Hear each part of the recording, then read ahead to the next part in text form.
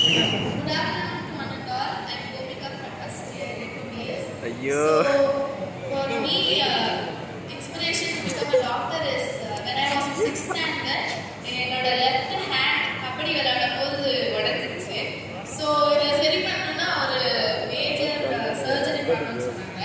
அப்போ எனக்கு ரொம்ப பயமா இருந்தது. திருப்பி இந்த கையை வந்து யூஸ் பண்ண முடியுமா, இல்லை நம்ம வந்து திரும்பி செலக்ட் பண்ணுவாங்களா, நம்ம விளையாட முடியுமா அப்படிலாம் ரொம்ப யோசிச்சுட்டே இருக்கேன்.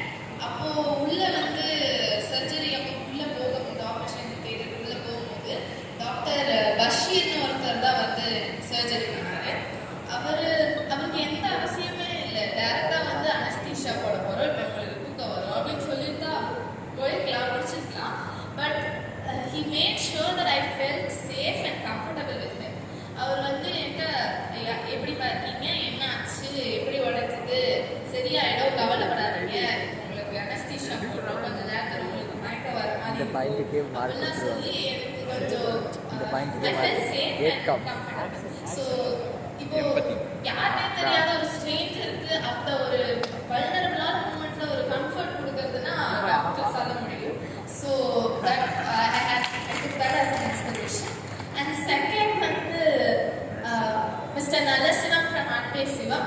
இந்த கேரக்டர் பழைய மூவி தான், எல்லாருக்குமே தெரியும். ஸோ ரீசெண்டாக நான் இந்த மூவி திரும்பி பார்க்கும்போது இவரோட எந்த பார்வையில இவர் இந்த உலகத்தை பார்க்குறாரு அப்படின்றது ரொம்ப புதுசாக இருக்கு. ஒன்று, அவர் இந்த உலகத்து மேலே வச்சிருக்க நம்பிக்கை.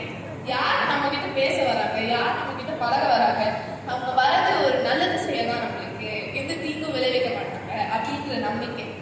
ரெண்டாவது, அவர் வந்து ரொம்ப ஆப்டிமிஸ்டிக்கா இருக்கிறார்.